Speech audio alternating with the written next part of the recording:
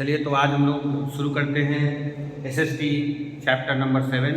सबसे पहले सभी को वार्म गुड मॉर्निंग। आज बहुत ठंड है, आप लोग अच्छे से रहिए, सुरक्षित रहिए। और आज हम कंटिन्यू करते हैं अपने नेक्स्ट चैप्टर जो कि है चैप्टर नंबर 7, जिसमें हम लोग पढ़ रहे थे religious rulers and religious tradition Jagannath cult के बारे में। कल हम लोगों ने इसके बारे में बहुत अच्छे से डिस्कस किया था। हमने ये भी देखा था कि ये जो कल्ट है इसका क्या मीनिंग होता है। हमने अच्छे से समझा था कि ये कल्ट कुछ और नहीं बल्कि ये कल्ट क्या है सर, तो कल्ट जो है वो कम्युनिटी है। कम्युनिटी का मतलब ये एक ग्रुप ऑफ पीपल होता है। तो आज हम लोग बात करेंगे इसी जगन्नाथ टेम्पल के लोगों के बारे में, यानी यहाँ का जो कम्युनिटी है वो कैसा है, यहाँ का समुदाय कैसा है। तो सबसे पहले हम लोग बात करते हैं कि जो जगन्नाथ टेम्पल है ये है कहाँ। इसके लोकेशन के बारे में बात करेंगे तो जगन्नाथ टेम्पल जो है वो पुरी के उड़ीसा में है, यानी उड़ीसा जो है उसी के पुरी नामक एक जगह पे जगन्नाथ टेम्पल है। थोड़ा सा और कनेक्ट करते हैं, उड़ीसा के बारे में थोड़ा सा और जानते हैं। आप सबको हमने पढ़ाया है कि उड़ीसा में एक बहुत प्रमुख नदी है जिसका नाम है महानदी। ठीक है, ये महानदी है जो छत्तीसगढ़ से निकलती है। कहाँ से निकलती है? तो इसका जो ओरिजिन है ये छत्तीसगढ़ से इसका ओरिजिन है। आगे थोड़ा सा और बात करते हैं तो इसी महानदी पे एक डैम है जिसका नाम है हीराकुंड डैम। ठीक है, ये उड़ीसा जो है यही पे फेमस एक झील है जिसका नाम है चिल्का झील। ये भी थोड़ा सा हम लोग जान लेंगे, इसको हम लोग चिल्का झील कहते हैं। ठीक है, चिल्का झील कहते हैं, यानी इसको हम लोग झील कहते हैं। ठीक है, चिल्का झील है। आगे बात करते हैं उड़ीसा के थोड़ी सी ट्राइब्स के बारे में। तो आप लोगों ने पढ़ा है, हमने पढ़ाया है कि उड़ीसा में एक ट्राइब रहती है जिसको हम लोग उराव कहते हैं। उराव ट्राइब है। साथ ही साथ यहीं पे संथाल ट्राइब्स है, संथाल ट्राइब्स है। साथ ही साथ बात करें तो और कौन सी ट्राइब होगी सर, तो यहाँ पे एक और ट्राइब है जिसको हम लोग चाउ ट्राइब कहते हैं। तो ये सारे तमाम जो ट्राइब्स हैं ये हमें उड़ीसा में ही देखने को मिलता है। उड़ीसा में महानदी देखने को मिलता है, हीराकुंड डैम मिलता है, चिल्का लेक मिलता है, लेक लिख लीजिए आप, लेक। ठीक है, तो ये सारे चीज़ें हैं जिसको हम लोग लोकेशन से कनेक्ट करने की कोशिश कर रहे हैं। तो यहीं पे बसा हुआ है एक बहुत ही फेमस मंदिर जो कि तीर्थयात्रियों के लिए सबसे बड़ा तीर्थ स्थल है, जिसको हम लोग पिलग्रिमेज सेंटर भी कहते हैं। इसको हम लोग क्या कहते हैं? पिलग्रिमेज सेंटर को हमसे कहते हैं, यानी ये तीर्थ स्थल में से एक है। आगे थोड़ा सा और बात करते हैं तो आज ये जगन्नाथ टेम्पल को बनवाया किसने था? तो एक राजा थे जिनका नाम था अनंत वर्मन। अनंत वर्मन ये वही हैं जो फाउंडर हैं गंगा डायनेस्टी के। ये फाउंडर किसके हैं सर? तो गंगा डायनेस्टी जो है उसी के ये फार्मर हैं गंगा डायनेस्टी के। हमने लिख दिया है founder of Ganga dynasty, founder of Ganga dynasty Anant Varman. अगर थोड़ा सा बात करें और ज़्यादा तो हम लोगों ने ये भी देखा है कि अनंत वर्मन जो हैं, अनंत वर्मन जो हैं ये फाउंडर है किसके? गंगा डायनेस्टी, गंगा डायनेस्टी के फाउंडर। और अगर बात करें गंगा डायनेस्टी कब आया था, कब प्रचलन में आया था? 1076 CE, यानी 1076 CE में इसका फॉर्मेशन अनंत वर्मन ने किया था और उन्होंने ही जगन्नाथ टेम्पल का भी कंस्ट्रक्शन शुरू करवाया था। अगर कोई पूछे कि जगन्नाथ टेम्पल का कंस्ट्रक्शन कब हुआ था तो आपको याद होना चाहिए कि 1076 में इससे करवाया था। तो गंगा डायनेस्टी के जो फाउंडर हैं जिनका नाम है अनंत वर्मन, उन्होंने ही इस जगन्नाथ टेम्पल का कंस्ट्रक्शन शुरू करवाया था। आगे थोड़ा सा और देखते हैं कि हमारी जो NCERT है वो क्या लिखती है। तो थोड़ा सा हम NCERT के लाइन को पढ़ेंगे। NCERT लिखती क्या है? कह रहा है कि other regional culture grew around religious tradition. The best example of this process is the cult of Jagannatha, literally Lord of the World, a name for Vishnu. यानी यहाँ पे NCERT लिखता है कि ये जगन्नाथ टेम्पल में जो है इसमें किसकी पूजा होती है सर? तो लॉर्ड विष्णु की पूजा होती है। किसकी पूजा होती है? तो लॉर्ड विष्णु, जो भगवान जो है लॉर्ड विष्णु जो है इन्हीं की पूजा होती है और लोग इनको लॉर्ड ऑफ द वर्ल्ड भी कहते हैं। देखिए प्रचलन में ये था कि जगन्नाथ टेम्पल का उद्गम कहाँ से हुआ? तो एक ट्राइबल कम्युनिटी रहती थी। आपको पता है कि उड़ीसा में बहुत सारे ट्राइबल रहते हैं। लगभग 10% जो आबादी है उड़ीसा की, 10% पॉपुलेशन जो है वो केवल और केवल यहाँ पे ट्राइब्स रहते हैं। तो यही ट्राइबल पीपल ने क्या किया, जो ट्राइबल पीपल थे उन्होंने ही एक वुडन यानी वुड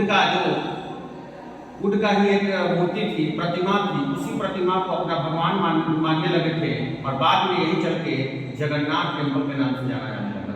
इसका इतिहास बहुत लंबा है, थोड़ा सा और अगर बात करेंगे तो आप देखिएगा कि इन्होंने वुड को ही अपना क्या माना था, तो डीटी माना था। आप लोगों को पता है डीटी क्या होता है? डीटी का मतलब होता है देवी देवताओं, देवी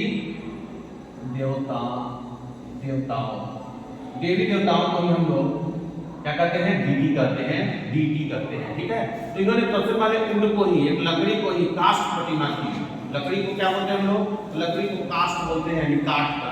तो कास्ट की प्रतिमा थी, इसी से इन्होंने क्या किया था, तो इन्होंने अपना मान्य जगन्नाथ टेम्पल को इन्होंने अपना भगवान मानना शुरू कर दिया था। आगे देखते हैं आगे एनसीईआरटी लिखता क्या है। Today, the local tribal people make the wooden image of the deity, which suggests that the deity was originally a local god who was later identified with Vishnu. बिल्कुल सही बात है, हमने वही कहा है कि पहले जगन्नाथ को टेम्पल नहीं था, ये पहले लोकल गॉड के रूप में थे और बाद में लोगों ने इन्हें आइडेंटिफाई करके क्या करके सर, आइडेंटिफाई करके चुन करके इसका नाम क्या रख दिया गया, इसका नाम जगन्नाथ टेम्पल, और उससे पहले ये भगवान विष्णु के नाम से जाने जाने लगे। ये जो काठ की मूर्ति थी इसको भगवान विष्णु का नाम लोगों ने दिया था, ठीक है। आगे देखते हैं तो एनसीईआरटी और क्या लिखता है, तो कहता है 12th सेंचुरी में one of the most important ruler of the Ganga dynasty, जिसका नाम है अनंत वर्मन, पहले ही मैंने डिस्कस कर दिया है, decided to erect a temple for Purushottampur Jagannath at Puri subsequently 1230। ये 1230 में क्या होता है, देखिए 1230 में गंगा डायनेस्टी के एक और राजा आते हैं, वो इसके काम को पूरा कराते हैं, ठीक है। 1230 का वो समय रहता है जब एक और राजा आते हैं जिनका नाम एनसीईआरटी लिखता है अनंग भीमा थॉट। क्या नाम था? अनंग भीमा थॉट। ये जब आते हैं तो ये जो मंदिर है, जो जगन्नाथ टेम्पल है, ज़्यादा प्रचलन में आता है। थोड़ा सा निरीक्षण करेंगे बोर्ड को, उसके बाद में थोड़ा सा और देखेंगे।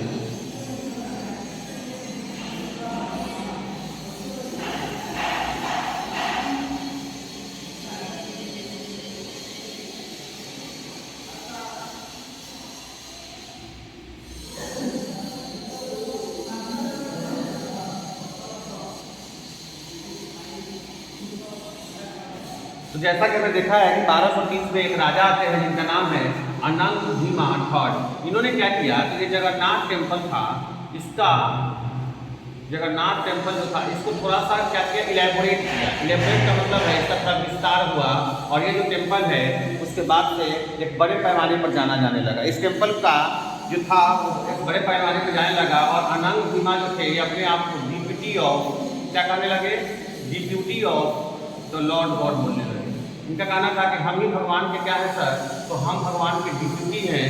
डिप्यूटी को आप हिंदी में प्रतिनियुक्त कर सकते थे।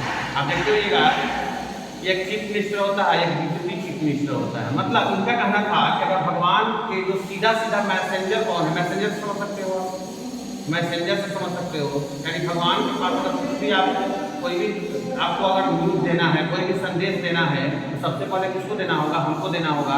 ऐसा अनंग भीमा करते थे, यानी अपने आप को भगवान का डिप्यूटी मानते थे, ठीक है। एनसीईआरटी लिखता है कि 1230 king Anang Bhima thought dedicated his kingdom to the deity and proclaimed himself as the deputy of the god. उन्होंने क्या कहा कि हम ही क्या हैं, तो डिप्टी ऑफ द गॉड है।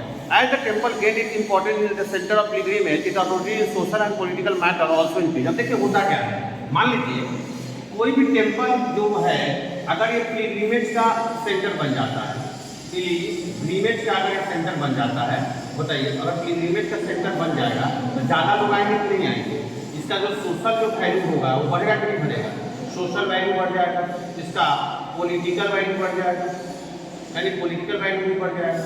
तो हुआ क्या, जैसे जैसे ये जो मंदिर है वो जैसे जैसे प्रसिद्ध हुआ, जैसे जैसे फेमस हुआ मंदिर, जैसे जैसे फेमस हुआ, यहाँ के जो राजा थे, यहाँ के जो भी राजा थे वो चाहते थे कि इसमें किसका अधिकार हो, मेरा अधिकार हो, यानी वो चाहते थे कि अथॉरिटी जो हो मेरी हो।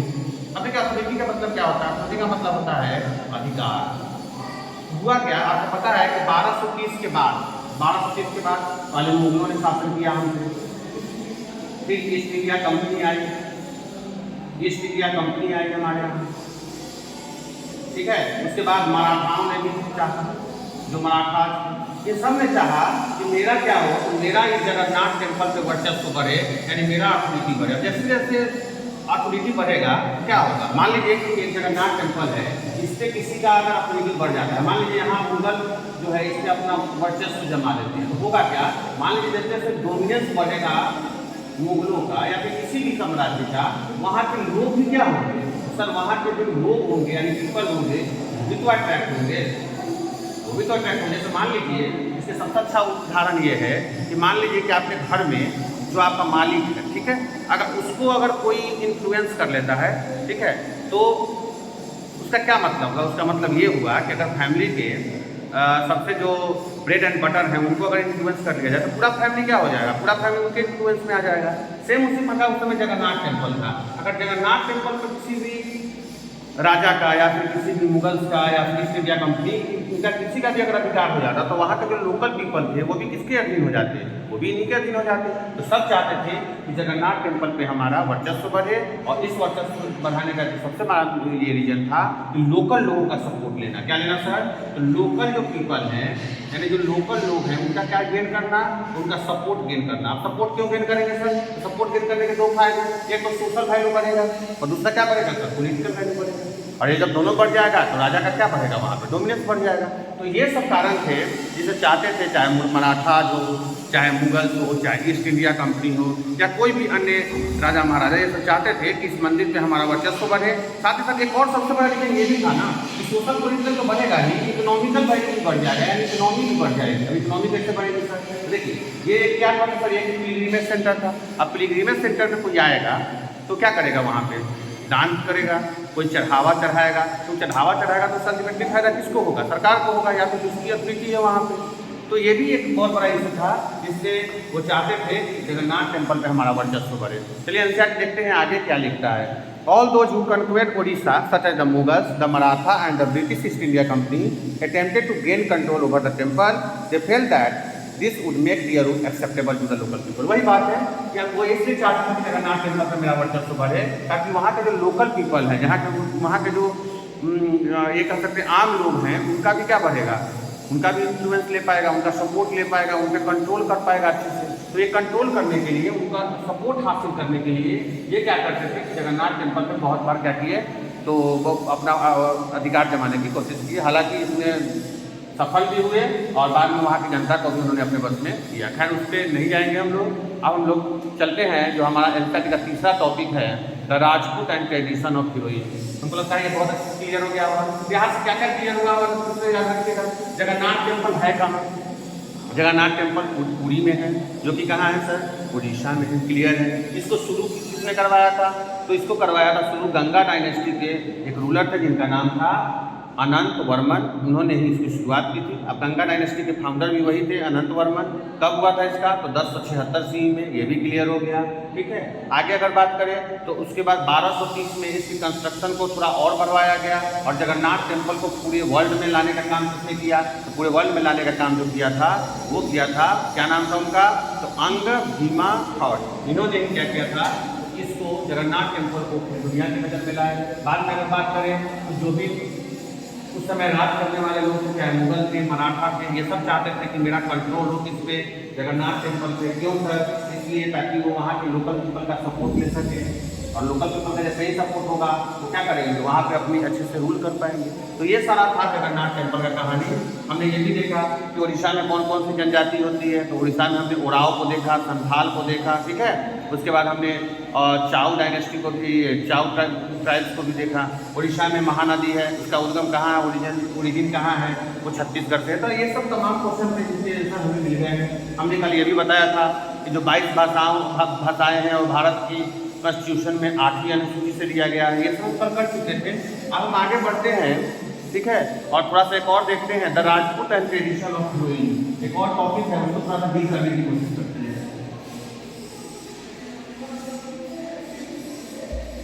The Rajput and tradition of heroism, the Rajput and tradition of heroism. एक शब्द आया हीरोइज्म, कि क्या है सर, हीरोइनों को पहले हम पकड़ेंगे। हीरोइन क्या है, देखिए हीरोइन हम बार बार कहते हैं किसी भी शब्द में अगर ISM लग जाए तो इसका मतलब होता है कि सर इसकी आइडियोलॉजी है।